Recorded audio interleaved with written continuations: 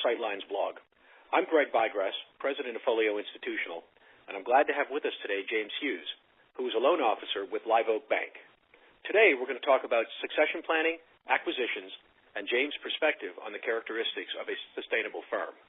What's unique about today's interview is that we'll talk about these topics through the lens of a lending expert who has helped many advisors and other businesses raise capital to grow their firm. James joined Live Oak Bank in 2013 with over 8 years of client service and financial services experience. In addition to his time at Live Oak Bank, James brings with him nearly 8 years of experience at one of the premier investment banks in the world, where he managed a group of derivative trading assistants, several client service teams, and various other positions.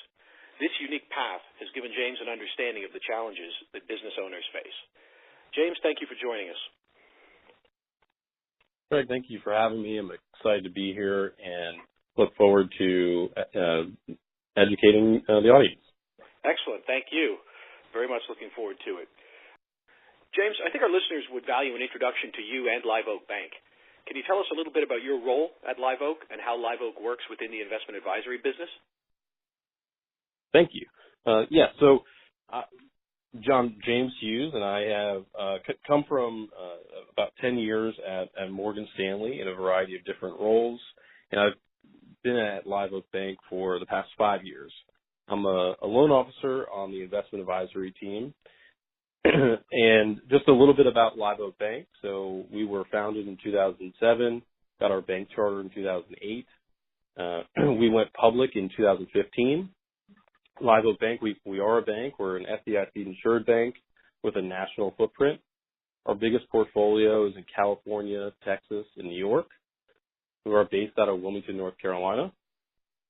And we are a bank that focuses on small business lending.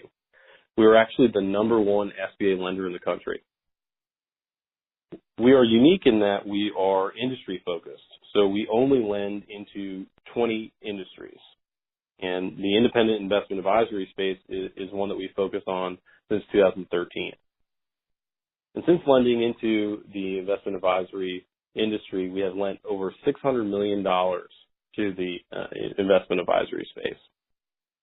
Of that $600 million, 65% of it is related to acquisition or succession. So through that, we've really become the expert in the space, but specifically tied to book purchases. So last year alone, we did 120 book purchases. So people have really turned to us to educate the market on structuring, talking on valuation, and ultimately how to finance these types of deals. That's great, and obviously uniquely positions Live Oak within this space. Given that, what are some of the trends that you're seeing in the industry? Yeah, we continue to see recurring revenue being valued higher than the non-recurring revenue. So typically we see recurring revenue, whether that be fee-based or trails, generally priced at anywhere from 2 to 2.6 times revenue. And so that's continued year over year, and actually we've seen a slight uptick in 2018 versus the commission or non-recurring revenue, we're continuing to see decline. So that was at one point valued, the multiple on that was above 1 times, and now we're actually seeing it dip below 1 time. So we're seeing commissionable revenues typically around 0.7 times. Interesting. You mentioned the purchase of a book and obviously the notion of recurring versus one-time or transactional revenue. What are some of the things an advisor should focus on if he or she is preparing to purchase a book of business? And I guess on the flip side, where can advisors find sellers? Okay. I spend the majority of my time talking to advisors, and I'll probably do over 50 presentations this year to a room full of advisors. And I typically lead that conversation by asking who in this room would be interested in buying a book of business within the next 12 months if they were given the right opportunity. And every single advisor in the room raises their hand. The acquisition market is extremely competitive, and advisors are aware that an acquisition is a great way to grow your business inorganically. So there's a lot of interest there. But of all those rooms that I go to, probably only one to three advisors will actually transact, actually purchase a book of business within the first 18 months. And I really attribute most of that to advisors not really preparing their business to be able to acquire. And then on your last point there, where to find sellers. That's also something that I think advisors don't do well. So let me just touch on a few things that I think are really important for advisors to think about when preparing for an acquisition. So one, I think that profitability is the number one thing. A lot of advisors like to talk about what their AUM is or what their top line GDC is, and they often don't talk about their bottom line, what their actual net income is. When you think about acquiring a business, there's going to be some debt associated with it, whether it's a bank note or it's a seller note, or if it is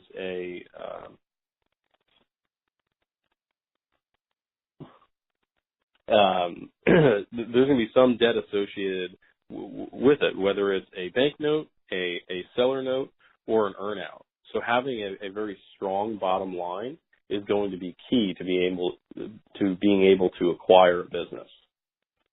Now, outside of profitability, which is the most important point, there's things to think about related to staff.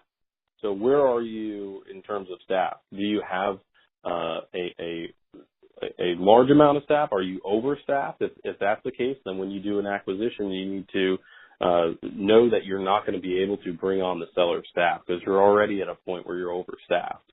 Now, if you're on the other side of that spectrum where you're understaffed, then you need to think about how you're going to be able to service all of these clients that you're bringing in.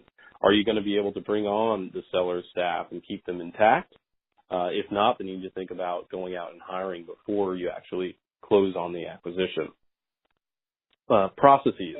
So really important when you're in the transition process of bringing on new clients to have strong processes in place. So that's anything from client onboarding, who's going to be handling all the paperwork, to setting up the meetings with the individual clients, and then ultimately the servicing of clients. So having a strong processes in place is going to be key to being able to acquire a business and have the transition process go well.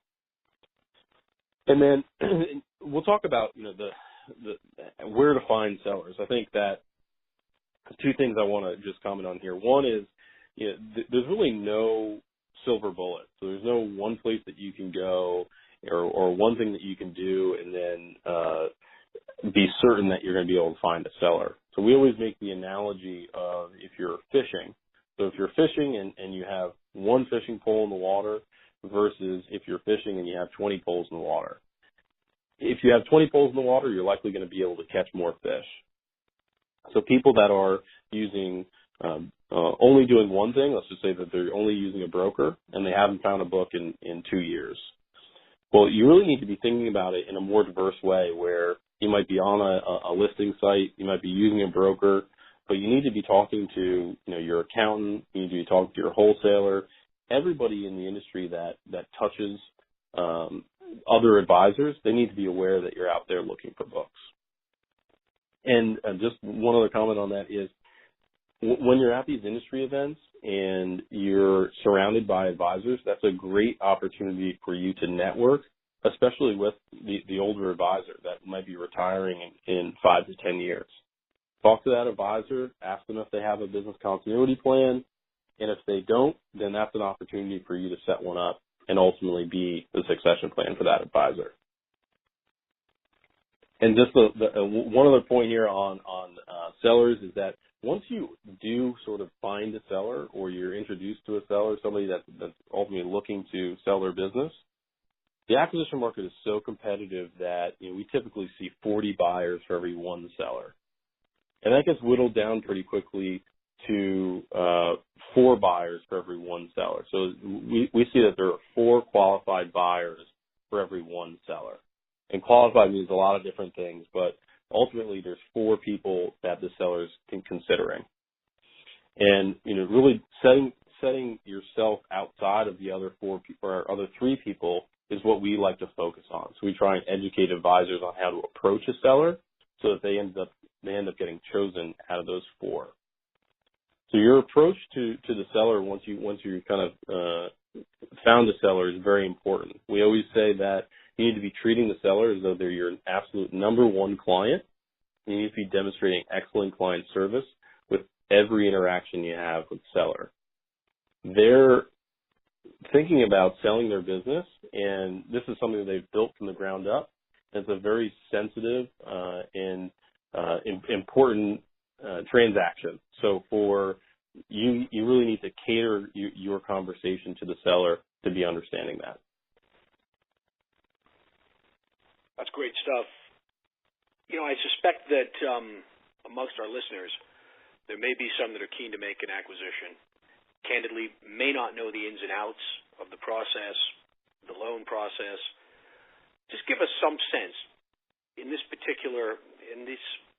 industry, in this space, in these circumstances. How does an advisor qualify for a loan, and approximately how long does it take for this type of business loan to go through?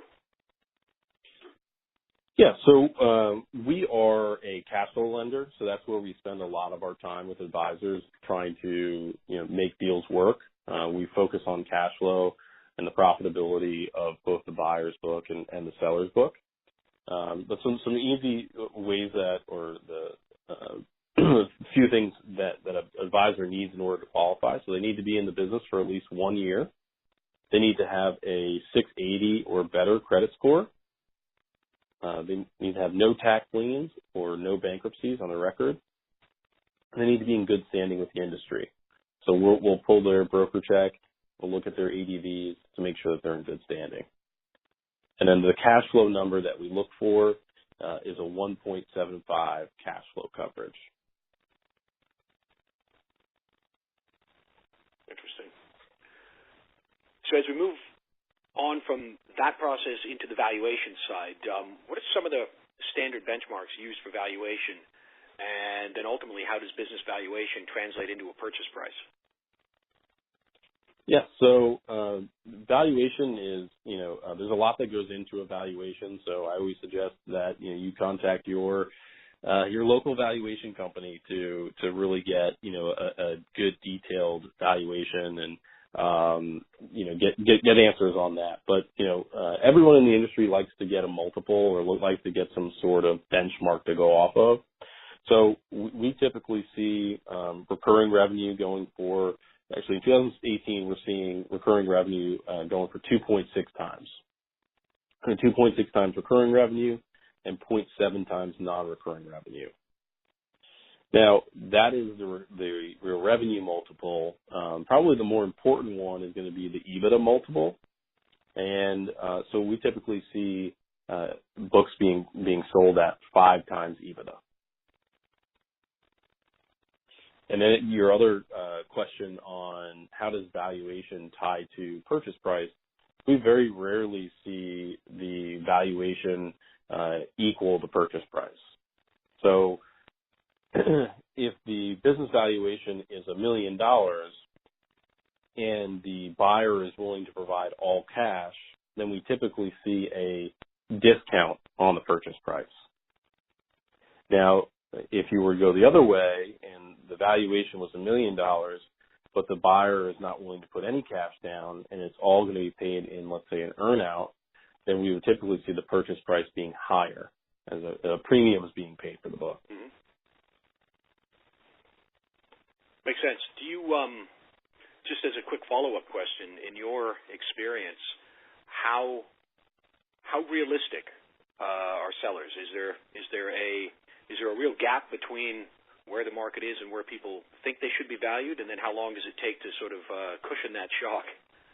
Yeah, that's a great question. I have so many conversations with buyers and sellers, and I think that so we did 120 deals last year, and not a single one was structured the same, and that really speaks to the uniqueness of these transactions.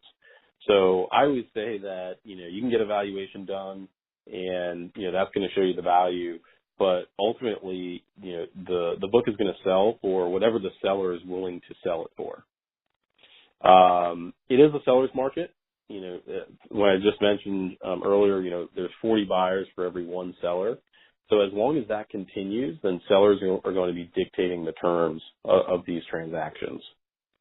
And one other point I'll make is that, whenever I have a buyer come to me or a seller come to me and say, we are very far away from each other as far as purchase price.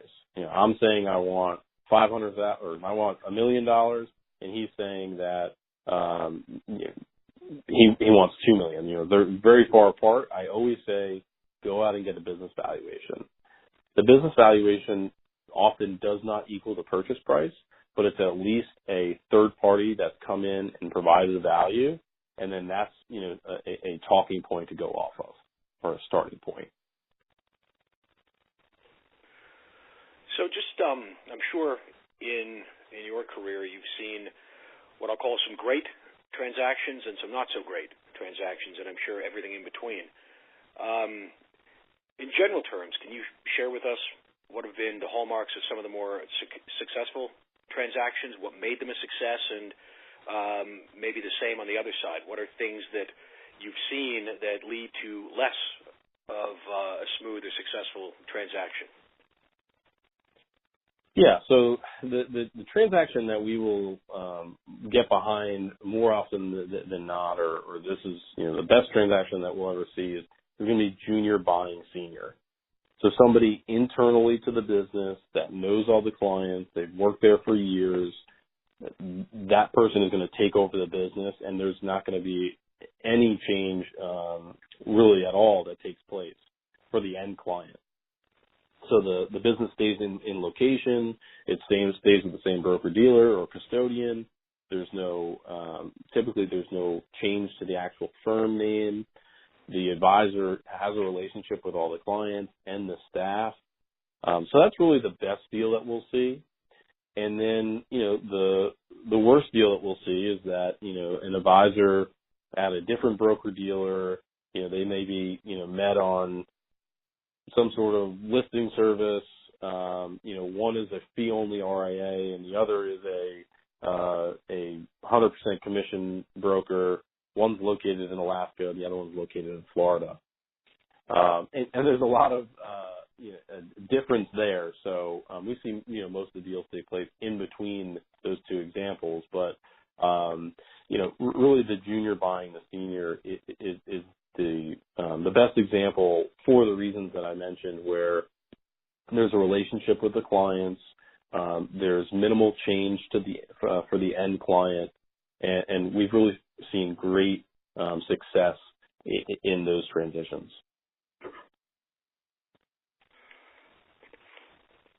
Yeah, that I think makes sense. I can definitely see the obvious elements in some of those. I also think it's a good seg into the next question. What are some of the things that you're surprised advisors still get wrong with regards to succession planning and about acquiring businesses? Well, I think that it's interesting. I've been at Live Oak for 5 years and on the investment advisory team for most of that, and I've been doing speaking events probably for the last 2 years. And before me, our team has been out in the industry talking about the importance of succession planning, among many other industry professionals that continually talk about succession planning. I think that it is interesting how many advisors continue to not do anything about it, continue to not think about it, or think that it's not important. So that is really still surprising that so many advisors sort of say, well, I'm not going to sell my business. I'm just going to sort of die at my desk type of thing. So that is surprising, that they don't see the value in being able to monetize what they built and be able to sort of, move on and be able to, retire or just sort of downsize, sell a portion of the business, be able to monetize it, and then keep a portion of the business and continue doing what they love, which is, servicing clients. So that's sort of surprising. And then the surprising thing about advisors looking to acquire businesses is probably that they're a little bit naive as far as every advisor that I talk to, mainly because of the business that I'm in, everyone wants to acquire a business, and I think that most of the advisors are naive that they're going to be able to acquire a business. If you are serious about acquiring a book of business, it's a lot of work. You need to, make sure that your business is set up to be able to acquire. You need to work hard to actually find a seller. And then when you find a seller, you have to work hard to win the business. And then when all that's done, you got to structure these things correctly, and you got to really make sure that once the deal closes, that you execute well on the transition and all of the assets actually move over. James, I'd like to wrap up what I think has been just a terrific conversation by asking for your perspective on a sustainable firm. What to you is meant by that? Yes, so we, sort of did a campaign on this sustainability, trying to focus on that and bring to light, the importance of succession planning and profitability to the forefront with advisors. And so one, I think that, sustainability, what's meant by even, that word, I think that it's ultimately, conserving resources so that you can last a long time or something can last a long time. And when you think about that, as it compares to an investment advisory practice or investment advisory business, it's really two things. Profitability is one. That's what I said was the most important thing when you're thinking about acquiring. That's really the most important thing when you're thinking about your business as a sustainable entity. If you want to be around for the long haul, then you need to make sure that your business is profitable. Without profitability, you're not going to be able to sustain yourself. If you end up running at a loss every year, there's only so many years that you're going to be able to sustain those losses. So being a profitable firm is most important. And then having a succession plan in place that's actually not sort of a worst case scenario, but something that you've implemented. And we've made the argument during these sort of presentations that if you bring a junior advisor in as an equity owner, not only are they maintaining your clients that you currently have because they're securing the next generation of wealth, but they've actually been reinvigorated to the point that they're bringing in clients because they want to grow the value of the firm because now they're an equity owner. So when you think about what that does to your business, it not only, you have it profitable and now you've executed on a succession plan, brought in the next generation owner, your business is continuing to grow, and it will continue to grow for years to come because you're thinking again about the number one importance of profitability. James, I'd like to thank you for joining me today. It's been an absolute pleasure speaking with you. Thank you for having me. If you'd like to receive more insightful tips about growing your business, sign up for Folio Institutional's blog at info.folioinstitutional.com/blog. Folio Institutional does have a contractual relationship with Live Oak Banking Company, under which Live Oak participates in the Folio Bank Suite program, which is described at folioinstitutional.com/trading-and-custody. Folio has not compensated Live Oak or James Hughes in any way for this interview.